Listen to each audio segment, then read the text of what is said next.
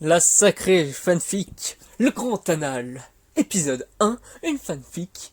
Tristan X Jean-Michel Blanquer. Personne ne l'a demandé, mais en fait tout le monde en a besoin. Je crois me souvenir que quelqu'un me l'avait demandé, mais je lui ai fait une version longue. J'essaye de trouver un extrait où la personne me l'avait demandé de son propre chef pour son plaisir personnel. C'était qui? Ah mais oui, c'était Tristan lui-même. Vas-y, écris-moi en direct. La fanfiction du Grand Anal et moi. Écris-le dans le chat, comme ça, en direct. Vas-y, improvise un truc, fais un truc génial. Je compte sur toi, Call Dude. Je sais que tu peux écrire une fanfiction de qualité et que tu as vraiment des qualités d'écrivain, que tu peux faire le Grand Anal. Je compte sur toi. Je compte sur tes talents d'écrivain. Web-série Ormio. Tristan X Jean-Michel Blanquer. Le Grand Anal, version longue. Épisode 1. Une envie jouissive. Je vais aujourd'hui vous conter une sacrée histoire au double sens.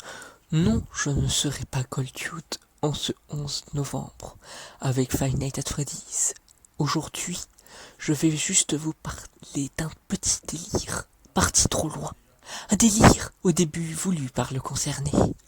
Je parle d'une fanfic qui a été lue en ASMR. C'est celle qu'aujourd'hui j'ai allongée pour votre plus grand plaisir et celui des concernés. D'ailleurs, qu'en est-il des concernés? Nous aurons ici plus de deux protagonistes. Tristan, le petit gros au fond de la classe, qui, pendant les heures de cours, pense avec émerveillement le deuxième protagoniste. Ce dernier, et sans qu'il n'aurait pas les cours qu'il n'écoute pas, je parle bien évidemment de Jean-Michel Blanquer, incontestable et pas du tout polémique, ministre de l'Éducation nationale, de la jeunesse et des sports. Oh sinon, je vais donc commencer l'histoire dans le village d'habitation proche du collège Albert Camus de Canfis, où Tristan vit sa vie depuis 17 ans déjà. Il adorait ce collège d'ailleurs, mais là, il est au lycée, donc on va s'en foutre pour cette histoire savourante et de toute beauté. Ainsi, aujourd'hui, on va retrouver notre héros dans sa chambre, en train de chercher des choses coquines dans sa chambre. Incroyable, n'est-ce pas? Pas de chance pour lui, sa mère l'appelle. Il alla donc aller la voir avec du dégoût. En voyant sa mère, il lui montre sa professeure principale qui avait une certaine annonce à lui dire. Le Covid-19 avait bloqué les mails, donc elle lui donnait en main propre sa feuille d'examen pour le grand oral de son baccalauréat. D'ailleurs, il a hâte d'avoir ce diplôme en poche, étant fait par notre ministre préféré très récemment. D'ailleurs, tout excité par la nouvelle, il n'hésita pas une seconde à la notifier sur les réseaux sociaux, ainsi que sur Discord, pour signaler l'engouement que ça lui procure. Il partagea ainsi avec son groupe multiréseau les fifous de Blanquer. Ils étaient tous en extase devant le ministre chauve. Son charisme indomptable et irrésistible. Les acolytes et Tristan lui-même avaient des dossiers remplis de photos et d'autres fichiers sur le ministre. Ils avaient même essayé de faire qu'il soit célibataire pour permettre un rapport peut-être plus charnel avec l'homme politique. Sacrée coïncidence, aujourd'hui, ils avaient appris que le monsieur allait visiter des lycées pour voir la gestion de sa réforme du baccalauréat. Ils vont donc, à partir de ce début juin, chercher à dériver le parcours du monsieur pour qu'il aille dans leur lycée. Cependant, il n'était pas prêt quand le ministre l'annonce lui-même qu'il n'ira en aucun cas de celui d'un d'entre eux, car ça ne serait pas assez intéressant pour l'aide, mais surtout car c'est un bon lycée à montrer et à médiatiser. L'ami virtuel de Tristan était en larmes. Il a quitté le groupe. Il n'était plus que 4.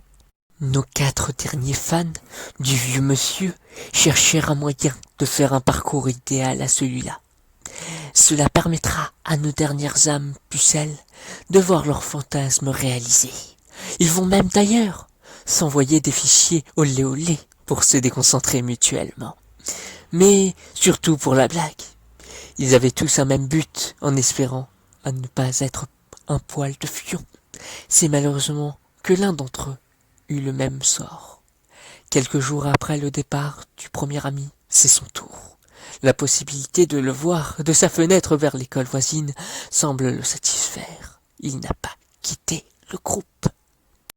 Pendant les séparations de discussion entre nos différents fans, ils s'amusaient tous, non pas seulement aux jeux vidéo, mais aussi de se permettre de faire couler pas mal d'encre sur leur ministre pédagogique. Ainsi, leur amour était trop bon, même si pour le coup, l'encre de Tristan collait pas mal. Quand il était question d'écrire sur Blanquer, il ressentait les bienfaits de ses pensées, en lisant même le poème fait par les 4 autres pour son anniversaire précédent. Jean-Michel Blanquer, Jean-Michel Blanquer, on t'aime tous très fort. C'est si triste que tu sois si proche de la mort, au lieu de l'avoir proche de nous. C'est si dommage. On est allé au bout de la rupture de ton mariage. Il ne faut pas faire cacher à notre non-majorité. Ce n'est pas grave, on est tous là pour l'égalité. On a tous tellement hâte d'avoir ton baccalauréat. Espérer que tu nous le donnes dans tes bras. Il y a tellement de gens qui vous critiquent. Il y a tellement de gens qui en profitent. La dualité contre votre réforme est insignifiante. Nous allons ensemble empêcher ça. On va même laisser Tristan, lui qui vous aime tant que ça. Il espère tellement qu'on lui fait un poème à l'effigie. Pas chiante. Théo, Juliette, Marcus et Louis.